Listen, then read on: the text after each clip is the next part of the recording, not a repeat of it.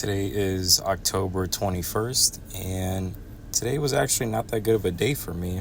My account is down 0.3% on a day where the NASDAQ is up almost 0.3%. And even though most days I have been outperforming the NASDAQ, and I'm still outperforming it by a very wide margin year to date, it still just doesn't feel good whenever I have days like this where I'm slightly underperforming or I'm just completely going in the opposite direction. And so I hope this is not a trend that will continue. But the first thing that I wanted to talk about was TLT. Today was a very bad day for TLT. And even though I'm still green on my position and I still think short term for like the remainder of this year, I still think TLT could go back up.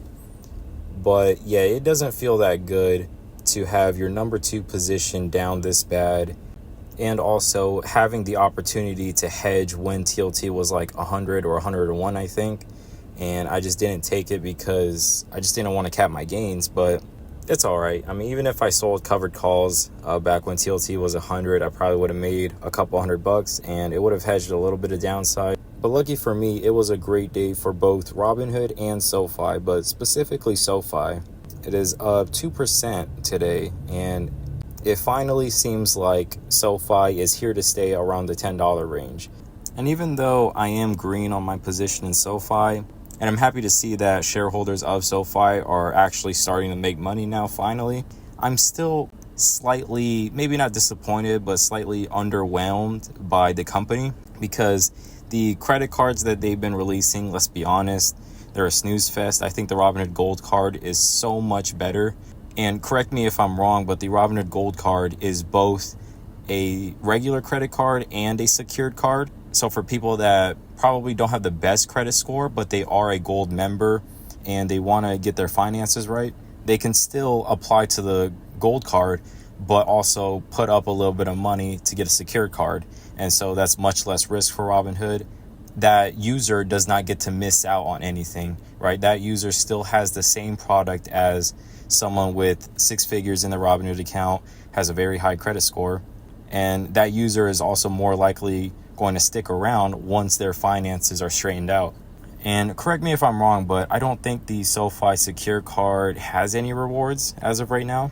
And so that was kind of disappointing for me to see. There's probably a bunch of other things I'm reading about, but I've also been kind of disappointed with SoFi's customer service, and hopefully that will also change. I think Robinhood's customer service is still so much better. Yeah, I mean, I have some money in SoFi because obviously every now and then retail will get it right, retail investors.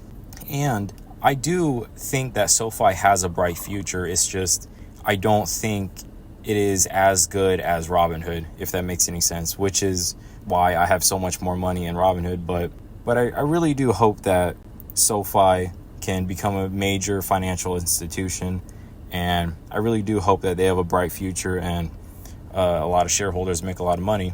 But of course, I still want to see that SoFi is committed to coming out with very competitive products and just constantly improve. Similar to how Robinhood has had this exponential growth, not just in stock price, but the quality of their service, the quality of their products, quality of their company. It's just, everything is just so much better. And that is the story that I hope is going to play out for SoFi.